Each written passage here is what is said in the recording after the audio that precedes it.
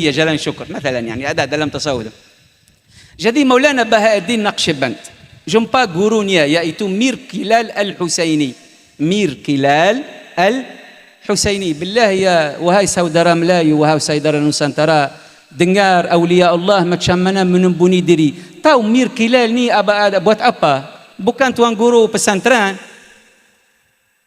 bukan مصارع. ماذا مصارع الذي يتقاتل في الحلبة ذاك؟ Pegulat. ها؟ Pegulat. Petarung.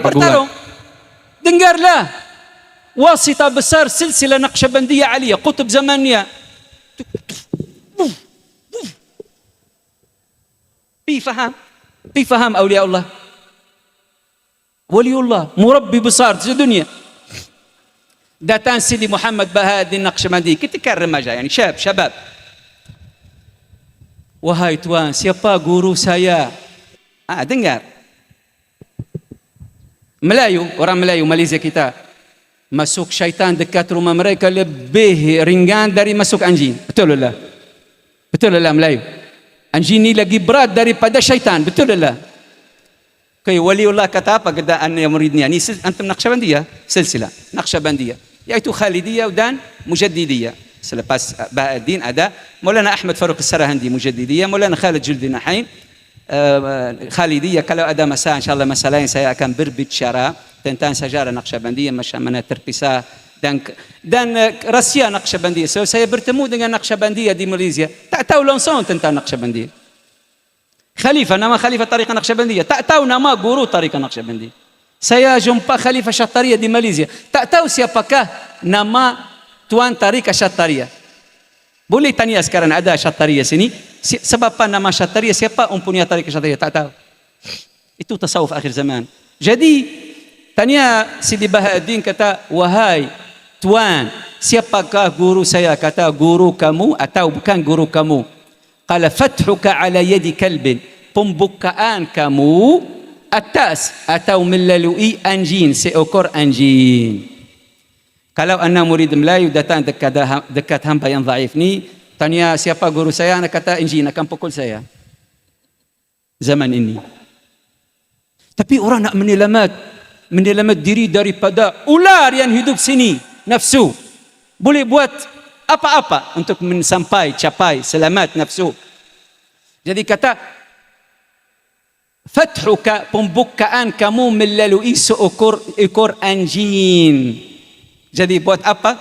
Dengar wahai saudara kita, berhati ya. Mana? Concentrate, dengar betul-betul supaya ambil i'tibar. Jadi buat apa? Lari. Keluar cepat daripada gurunya, pergi kepada seluruh anjing Bukhara. Khidmat selama 6 tahun. Khidmat semua anjing Qasrul Arifan, kampung Imam Bahauddin Naqsyaband, Qasrul Arifan dekat Bukhara. Habis 6 tahun khidmat anjing seluruh semua anjing kampung tersebut, yakni basuh yang sakit, basuh yang ada kekotoran, sapu rumah-rumah mereka, bagi makanan, bagi minuman, faham? Merayu, tawassul Allah dengan anjing kampung itu, kerana gurunya kata, pembukaan kamu melalui anjing. Kita zaman ini kadang-kadang bertemu dengan awliya Allah yang tanda kewalian terus jelas, tak ikut, masih lagi mana? Berpaling daripada kebenaran, na'udzubillah. Jadi khidmat anjing ini kunci kejayaan, kunci kesucian, kunci pembukaan. Menghinakan nafsu sendiri. Setiap sesuatu yang menyebabkan kamu rasa atas, rasa tinggi, ketahuilah itu adalah keracunan, kerusakan, kebinasaan. Lihatlah kepala, lihatlah kelapa. Sampai namanya macam kepala, kelapa, pokok kelapa. Sebab cari naik, didendah daripada Allah dengan apa? Kena mada? Tahmil thamraha. Menanggung. La, tahmil. Berat dengan buah-buahnya, sebab dia cari naik, didendah daripada Allah, kena angkat kadang-kadang hasil buah satu musim sampai 200 kilo, kadang-kadang sampai bengkok pokok itu dari beratan, sah lah. Tapi pokok labu buahnya di Arab 30 kilo, bukan macam labu Melayu. Labu Nusantara macam orang Nusantara kecil. Labu Arab macam ni, tak boleh kita angkat. Jadi dengan tawadhu' pokok labu yang mengalir atas bumi, menghinakan diri, Allah sakhara laha al-ardha litahmila thamraha. Mada? Sakhara laha. Subhanalladzi sakhara. Allah mentundukkan bumi, ditunduk bumi supaya bumi angkat keberatan buah pokok itu, kerana pokok itu cari rendah diri. Fahami? Tak terkesan dengan angin yang kuat, kelapa boleh patah apabila datang angin, sebab dia cari naik. Jadi sambung, Sidi Bahauddin Naqsyaband habiskan 6 tahun khidmat anjin. Tahu anjin dalam mazhab Syafi'i? Kalau kita dalam mazhab Maliki ringan sikit hukum anjin. Kalau kamu hukum berat. Tapi betul lah, khidmat anjin tak biasa, sebab boleh mengkotorkan baju dengan anjing, dengan kesan anjing, dengan kekotoran anjing, tapi dengan kekotoran itu akan dapat kesucian hati. Faham? Boleh kita mengkotorkan baju kerana boleh masuk bilik air, tukar baju mandi, jadi alhamdulillah habis najis itu. Tapi najis yang ada dalam hati boleh basuh, boleh dibasuh, senang dibasuh. Perlu khidmat anjing untuk menyembelih anjing kamu yang ada dalam hati. Jadi selepas 6 tahun, nak habiskan cerita, selepas 6 tahun Sidi Bahauddin Naqsyabandi sendiri menceritakan kisah ini dalam sajarannya yang ditulis dengan tangannya. Saya dah baca di Turki dulu masa saya muda. Beliau menyata bahawa satu hari keluar dekat padang pasir atau padang-padang yang sekitar kampungnya Qasrul Arifan, jumpa satu enjin dalam keadaan zuhul. Tak tahu kamu mengenali istilah sufi ini, zuhul atau istighraq, atau fana itu lagi tinggi. Istighraq macam ni, syukhus sampai mata tak, ni nama istighraq, zuhul. Ada bahasa Melayu dalam istilah sufi, pelongo, nama zuhul. Zuhul ni satu hal yang boleh berlaku kepada awliya Allah. Sidi Ahmad Badawi, tahu tuan tariqah Burhaniyah Badawiyah Sutuhiyah di Mesir, tahu dia kenal sangat Syekh Rahim. Duduk 9 tahun, tak tahu berapa tahun di dekat Kaabah dalam hal zuhul, sampai tumbuhan-tumbuhan, rumput-rumput naik atasnya sampai menyutupi badannya. Orang yang bertawaf tahun 1, 2, 3, lalu dekat tawaf, ni Sidi Ahmad Badawi belum sedar, tak makan, tak minum, tak tidur, tak buang air, tak nafas, tak bernafas, kaku, tahu, jumud macam jadi batu. Selepas tu sedar balik berapa tahun, pergi ke Mesir menyebarkan tariqah Sutuhiyah Burhaniyah Badawiyah, awliya Allah. Jadi Sidi Bahauddin bertemu dengan anjing dalam hal zuhul. Anjing tu macam ni, anjing.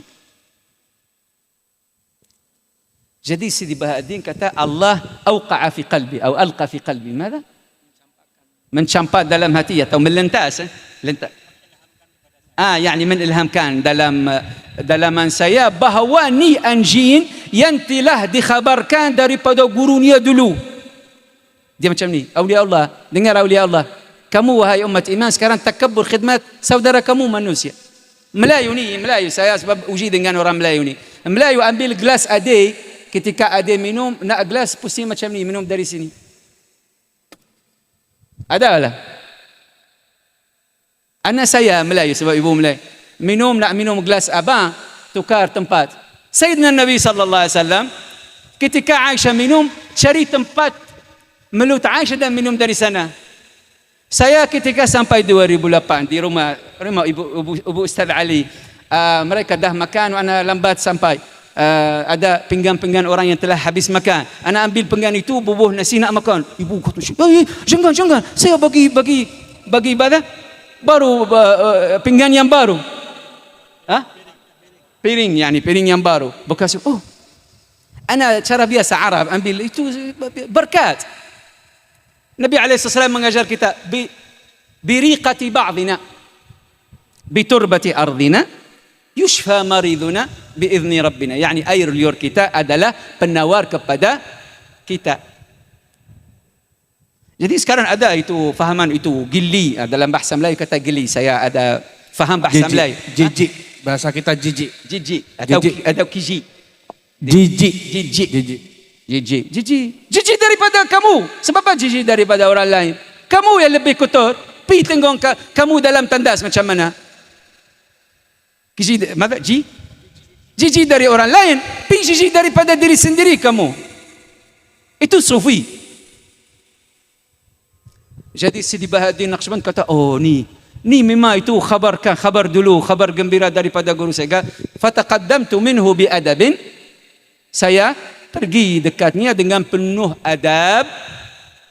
Wa talabtu minhu an yad'u li, dan aku meminta daripada beliau, bukannya beliau, janji tersebut, doa kepadaku, untukku, doa untukku. Jadi anjing itu jadi nak buat guru betul. Anjing itu perpaling, inqalab ala dhahri, perpaling atas ni belakangnya dan angkat tangannya depan dan buat macam ni, yad'u, sedang doa. Dan Maulana Bahaduddin Naqshband buat macam ni, amin ya Allah, amin ya Allah, amin ya Allah, amin ya Allah, amin ya Allah. Qala falam ufariqhu, tak meninggalkannya melainkan telah hilang segala hijab-hijab dan telah melihat hadrah ilahi yang sempurna dengan berkat khidmat anjing-anjing. Bagaimana pula kalau khidmat ahlullah, ahlul ilm, ahlul Quran, ahlul nasab dengan niat baik, bukan dengan niat nak cari ke atas. Kerana kalam awliya Allah, kunu fi al-dhaili wa la takunu fi ar-ra'si fa inna ad-darbata idza ja'at takunu 'ala ar-ra's. Jadilah dekat ekor, jangan jadilah dekat kepala, kerana pukulan kalau datang akan datang kepada kepala. Kalau orang nak bunuh ular, pukulnya dari ekor atau dari kepala? Dari kepala. Yakni kalau kamu duduk dekat kepala, niscaya semua pukulan-pukulan akan sampai kepada kamu. Wa sallallahu ala sayyidina Muhammadin wa ala alihi wa sahbihi wasallam. Subhanakallahumma bihamdik nashhadu an la ilaha illa anta nastaghfiruka wa natubu ilaik. Subhana rabbika rabbil izzati amma yasifun wa salamun alal mursalin. Alhamdulillah. Ya, nak serah kepada lain, tapi saya nak istighfar daripada kesalahan yang saya mengeluarkan daripada mulut saya. Wa harap maaf. Wa jazakumullahu khairan. Wassalamualaikum warahmatullahi wabarakatuh. Insyaallah kita akan dengarkan akhir nasyidnya teman kita Kiai Ali Badri insyaallah. Jazakumullah ala muhadaratikum ya Syekhana al-Maqar Mu'azzaz. Istafadna minkum istifadatan katsiratan jazilatan insyaallah. Fadhlu. Baik, bantu biar cepat panitia. Kertas disebarkan. Ini ada satu qasidah. Ini dulu sering saya senandungkan bersama keluarga Wali Songo yang terhimpun sejak tahun 2005, dan syair ini mulai sering disenandungkan sekitar tahun 2010. Di Jakarta berapa? 2010 ya, 2010. Ini adalah satu qasidah memuat nasihat untuk keluarga keturunan Siti Fatimah Az-Zahra. Maka siapapun yang merasa keturunan Siti Fatimah Az-Zahra, ini adalah salah satu qasidah yang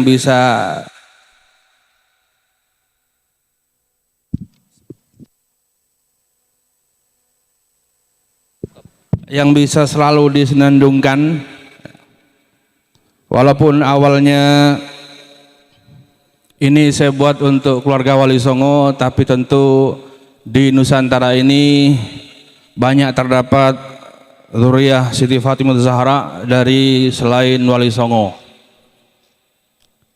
Sesuai namanya Qasidah Fatimiyah. Baik, perhatikan lagunya, nanti bisa diikuti bersama-sama. La ilaha illallah, Allah Allah. La ilaha illallah, jud alaina. La ilaha illallah, Allah Allah. La ilaha illallah, ya Rabbana. La ilaha illallah, Allah Allah. Rasulullah Muhammad syafi'una. Ayo. La ilaha illallah, Allah Allah. La ilaha illallah, jud alaina. La ilaha illallah, Allah Allah. La ilaha illallah, ya Rabbana. La ilaha illallah, Allah Allah. Rasulullah Muhammad. Saudaraku, anak cucu Fatimah, keturunan Hasan Husain semua. Leluhur kita mewariskan khidmah, melayani muslimin dan sesama. Mulai dengan tenaga dan harta, sebisanya dengan ilmu agama. La ilaha illallah, la ilaha illallah. La ilaha illallah, Allah Allah. La ilaha illallah. La ilaha illallah, Allah Allah. Rasulullah Muhammad. Mereka adalah contoh utama, pejuang yang gigih serta perkasa.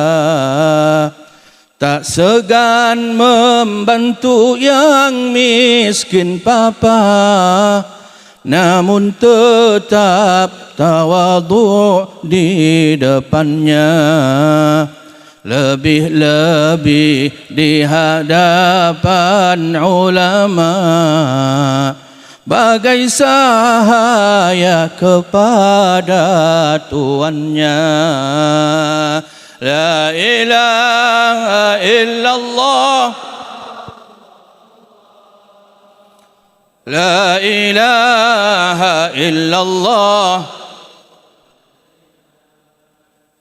La ilaha illallah, Allah Allah. La ilaha illallah. La ilaha illallah, Allah Allah. Rasulullah.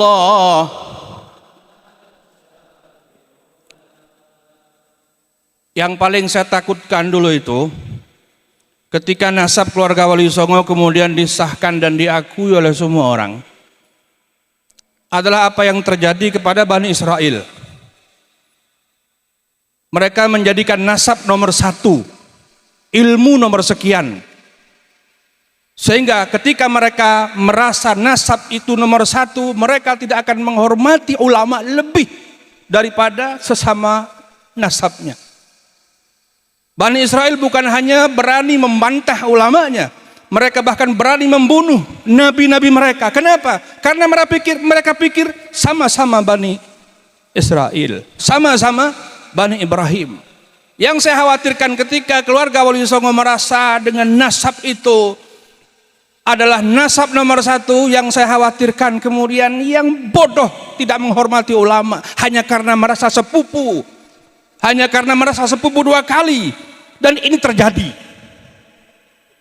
Ini yang sangat saya takutkan. Maka di antara kasidah di sini, lebih-lebih di hadapan ulama, bagai sahaya kepada tuannya. Walaupun sepupu, kalau dia ulama, hormati. Apalagi guru, jangan anggap karena sepupu kemudian biasa-biasa saja. Ini yang saya khawatirkan. Maka kembali kita harus pegang teguh apa yang diajarkan leluhur. Ilmu nomor satu, nasab nomor sekian. Bahkan tidak tahu nasabnya tidak apa-apa, ketimbang tahu nasab tapi menjadi sombong. La ilaha illallah, Allah Allah. La ilaha illallah.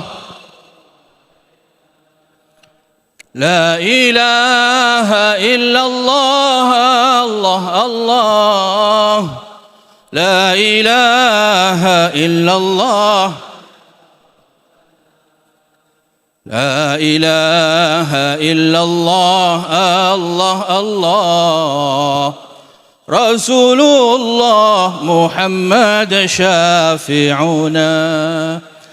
Leluhur kita tinggalkan kampungnya ke negeri yang lebih memerlukannya.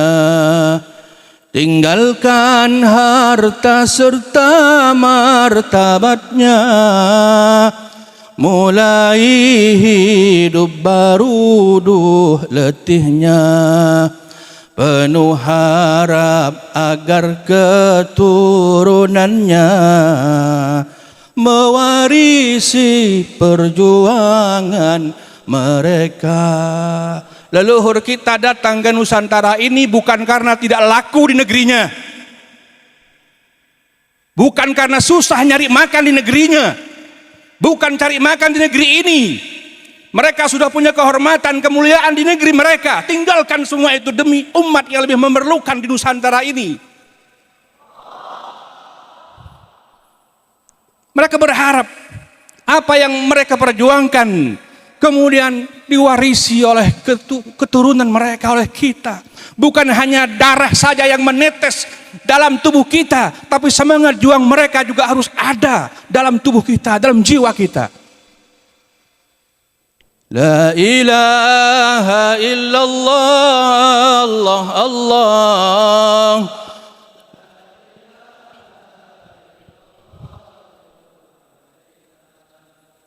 La ilaha illallah, Allah Allah.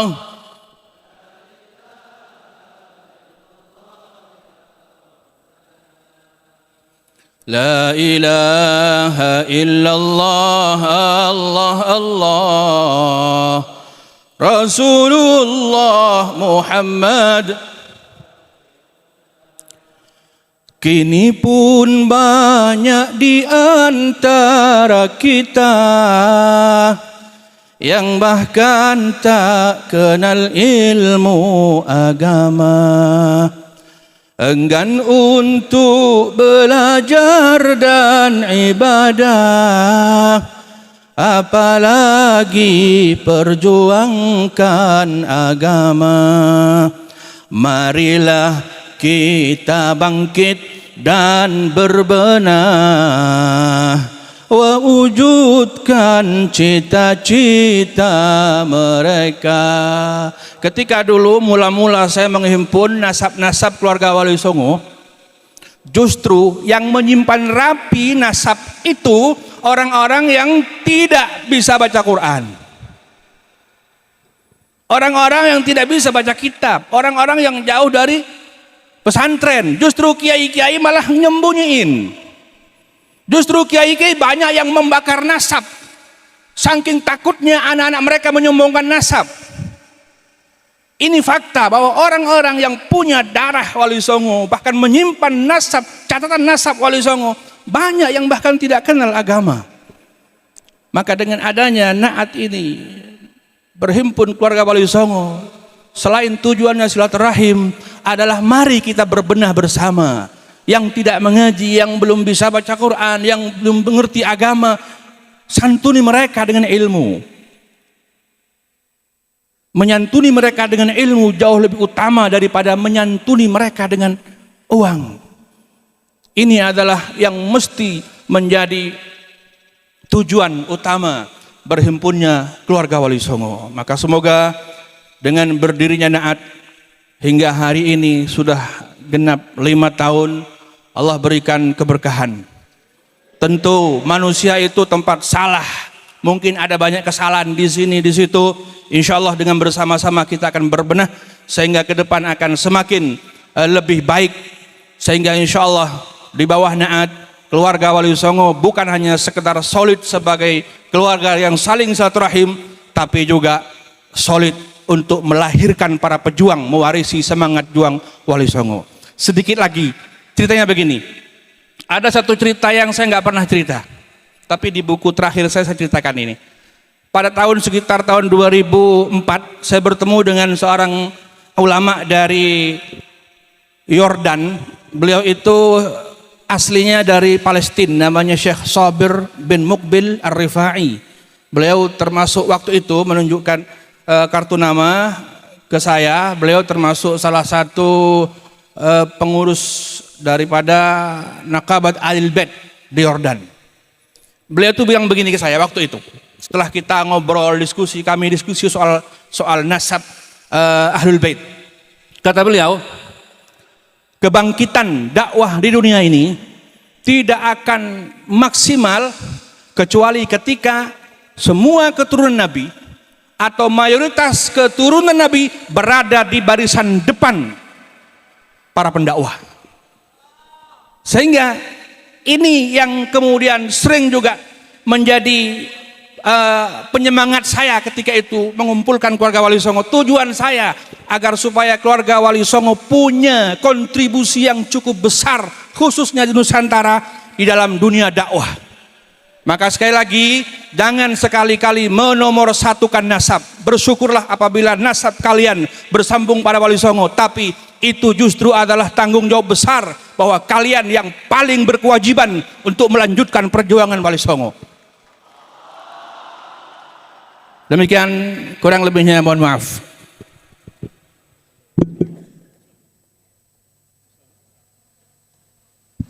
Insya Allah waktu sholat sudah datang.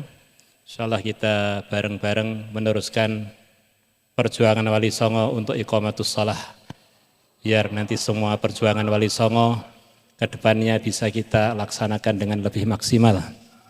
Sebagaimana pesan Sayyidina Umar, kalau sholat dijaga, yang lain-lain akan mudah terjaga. Insya Allah. Kurang lebihnya minta maaf, jaman-jaman kurang-kurangnya minta maaf. Assalamualaikum warahmatullahi wabarakatuh.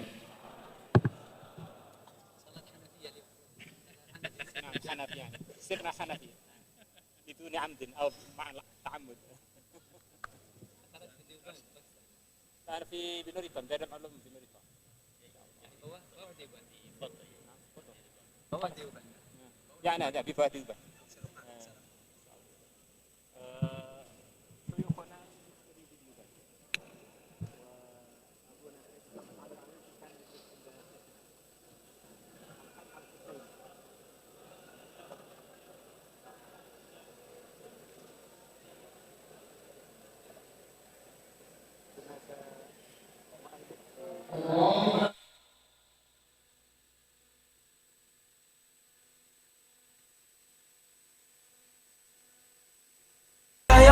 Agamaku, gaya negaraku, Indonesia bersatu.